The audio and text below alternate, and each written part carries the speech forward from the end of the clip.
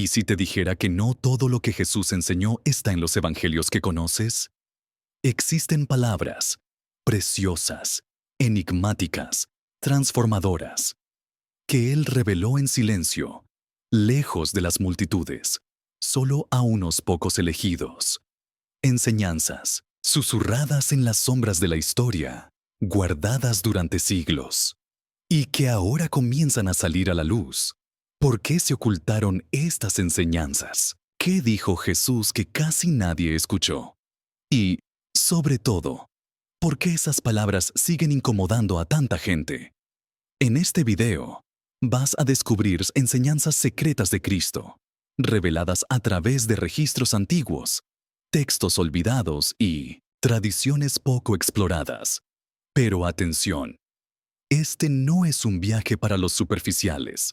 Solo quien vea hasta el final comprenderá la profundidad de estas palabras perdidas y por qué siguen vivas hasta hoy. Prepárate. Lo que viene a continuación puede cambiar tu visión sobre todo lo que creías saber acerca de Jesús.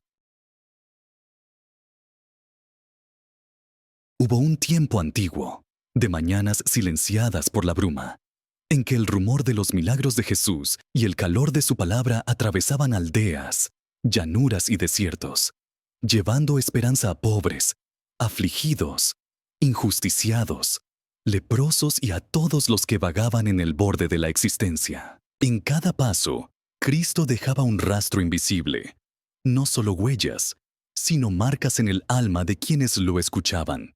En aquellas tierras llenas de inquietud, donde imperios aplastaban sueños y la religión se usaba como moneda de control, la presencia de Jesús era como una grieta súbita en el tejido de la realidad. Sus palabras se propagaban con rapidez, como viento que atraviesa grietas en los muros, y se alojaban en el corazón del pueblo, produciendo frutos de conversión y también de desconcierto. Para muchos, él era solo un profeta más. Para otros, un agitador peligroso. Pero había un grupo, pequeño y atento, que percibía que no todo lo que se decía en público era el todo. Había algo más, un saber reservado, un secreto, una segunda capa detrás de las parábolas y los milagros visibles. Entre el murmullo de las multitudes, mientras los apóstoles se ocupaban en calmar al pueblo y organizar a los que buscaban sanación, Cristo reservaba momentos de silencio, noches aparte, caminatas bajo estrellas mudas, donde las palabras se volvían más escasas y cargadas de misterio. Es en esos intersticios, en los intervalos entre lo proclamado y lo que quedó en silencio, donde nacieron las palabras perdidas y se ocultaron, esperando el momento de resurgir.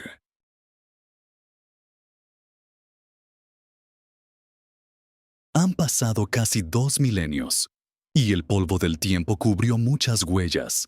Reyes cayeron, imperios desaparecieron, manuscritos ardieron en hogueras o se pudrieron en catacumbas olvidadas. Pero, como todo aquello que es verdadero, lo esencial resistió, aunque fuese a costa del anonimato. En el año 2024, arqueólogos impulsados por una inquietud que rozaba la fe y el escepticismo, pues solo quien siente el llamado de lo inexplicable se aventura en tierras desérticas, obtuvieron acceso a documentos confidenciales en los archivos del Vaticano. Entre mapas desvaídos y cartas de antiguos peregrinos, hallaron indicios de la existencia de una cámara secreta, construida por una comunidad cristiana primitiva en el árido umbral entre Judea y Egipto, un lugar de difícil acceso, envuelto en leyendas de maldiciones y milagros. Tras semanas de viaje extenuante bajo el sol implacable, enfrentando la hostilidad de vientos cortantes y la soledad inquebrantable del desierto, el equipo finalmente localizó una entrada oculta por siglos de erosión. El momento en que retiraron la última piedra estuvo acompañado de un silencio que parecía doblar el tiempo. Allí, en la penumbra de la cámara, reposaban manuscritos protegidos del paso de los siglos gracias a ingeniosas técnicas de conservación. cajas de arcilla selladas, tejidos impregnados en aceite, fragmentos de papiro y cuero aún impregnados con el aroma de mirra. El equipo apenas se atrevía a respirar. El aire era denso, como si las oraciones de los siglos hubieran quedado allí, retenidas entre los muros. Al abrir el primer envoltorio, encontraron escritos en 3 idiomas: arameo, griego koiné y latín primitivo. De inmediato comprendieron que no se trataba de material común.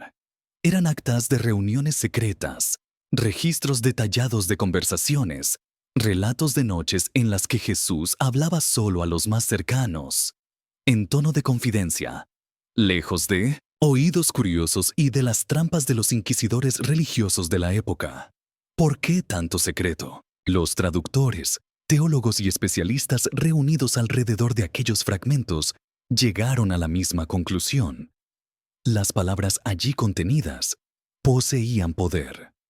Eran, en su esencia, una convocatoria radical, una invitación a una transformación tan profunda que, mal comprendida, podría sacudir los cimientos de la fe tradicional, provocar rupturas y desafiar interpretaciones superficiales de las enseñanzas de Cristo.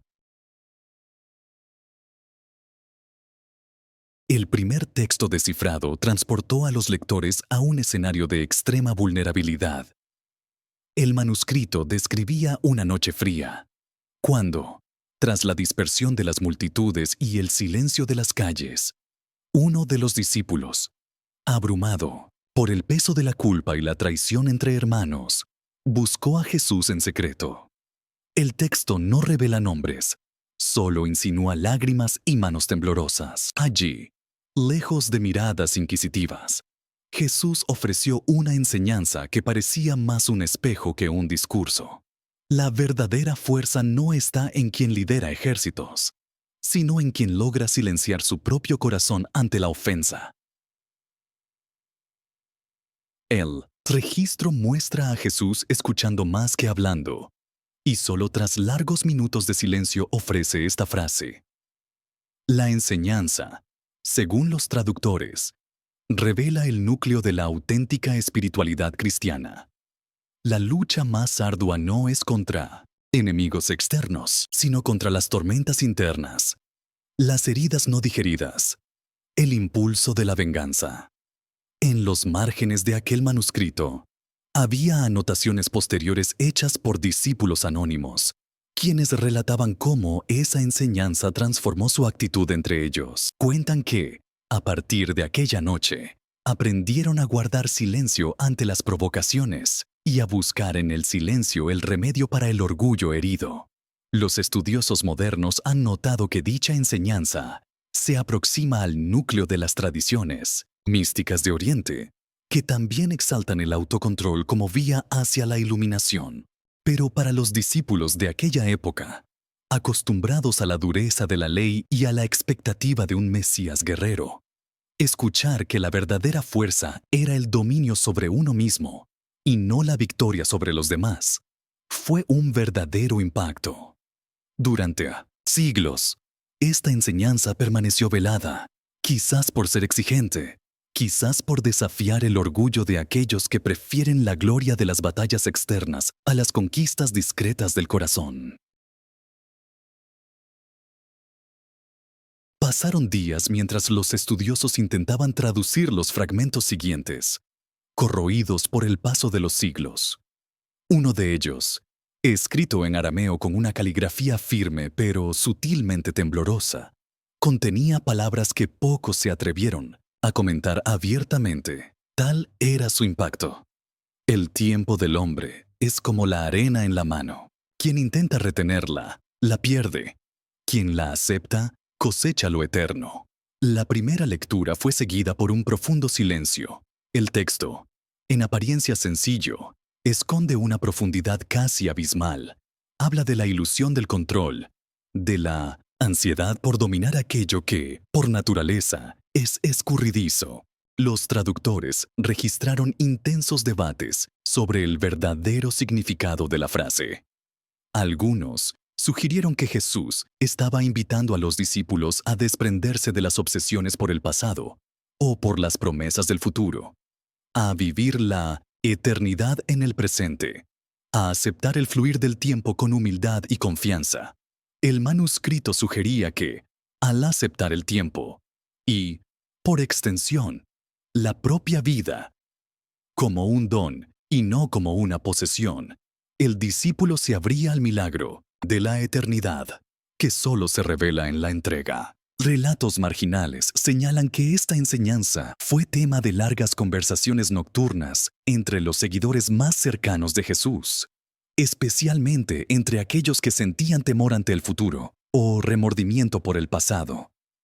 El texto, con su sencillez poética, sigue resonando hoy en los corazones inquietos, desafiándonos a dejar caer la arena entre los dedos y a confiar en que, al soltar el control, somos acogidos por lo eterno. A medida que el equipo avanzaba en los registros, los textos se volvían más enigmáticos, algunos casi perturbadores. Un fragmento, escrito en griego y cuidadosamente protegido por un envoltorio de lino, contenía una advertencia inesperada. Habrá entre vosotros quienes cambiarán el reino por monedas de palabras. A estos se les conocerá por los frutos que no alimentan. El ambiente entre los estudiosos se tornó denso al traducir estas palabras. Había en ellas un eco de crítica hacia el futuro, como si Jesús presintiera que, con el paso de las generaciones, la pureza de su enseñanza correría el riesgo de perderse entre discursos vacíos, ritos mecánicos e intereses que nada tienen que ver con el reino de Dios. Los frutos que no alimentan serían, entonces, las obras exteriores que, pese a su aparente brillo, no transforman ni renuevan el espíritu.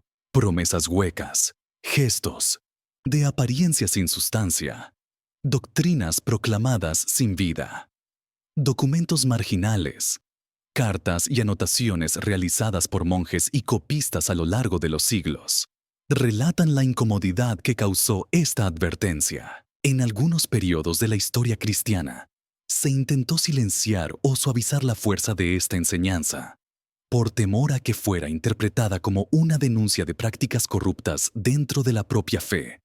Pero el texto permaneció inquebrantable, como una sentencia profética que atraviesa los tiempos, invitando a la autocrítica y al retorno a la esencia. Para los estudiosos del siglo XXI, la advertencia resuena con una inquietante actualidad. Debaten cómo la mercantilización de lo sagrado se manifiesta en todas las épocas, desde las indulgencias vendidas en la Edad Media hasta las promesas fáciles en tiempos modernos. Siempre ha existido, y existe, el riesgo de sustituir el auténtico llamado a la conversión interior por un espectáculo vacío, negociado a cambio de prestigio, poder o lucro. La fuerza de esta advertencia radica en su universalidad. Es una convocatoria permanente a examinar las intenciones del corazón. La cuarta enseñanza, de entre todos los fragmentos recuperados, fue la que más dividió opiniones entre los traductores. Era una promesa, pero con tintes de advertencia. En el texto se leía: en cada generación surgirá aquel que recuerda el camino, pero pocos lo seguirán, pues el camino será estrecho y cubierto de espinas.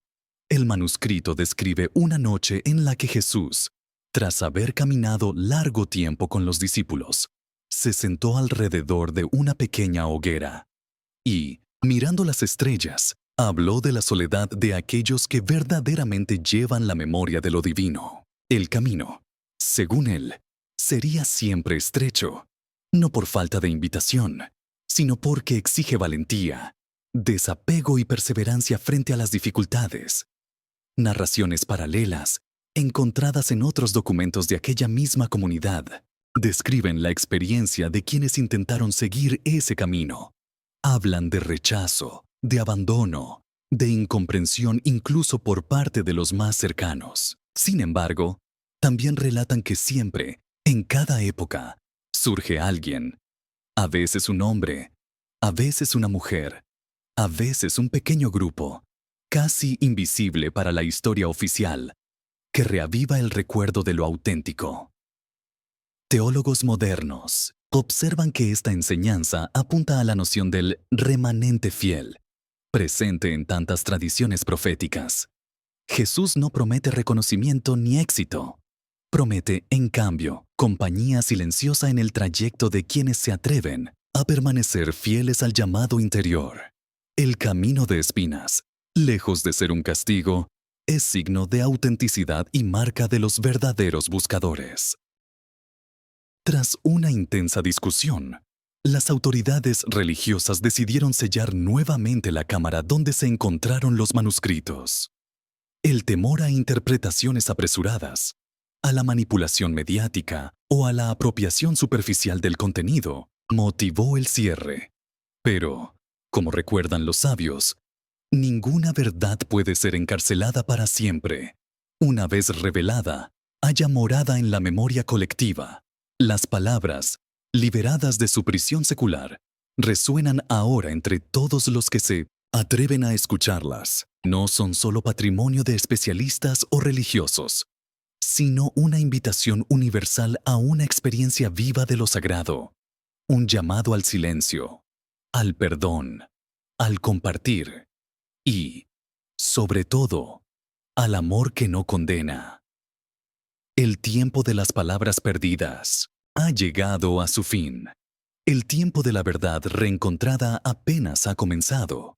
Para quienes tienen ojos para ver, oídos para oír y coraje para vivir, los secretos del Maestro vuelven a iluminar el camino, mostrando que la mayor revolución es, y siempre será, la del corazón.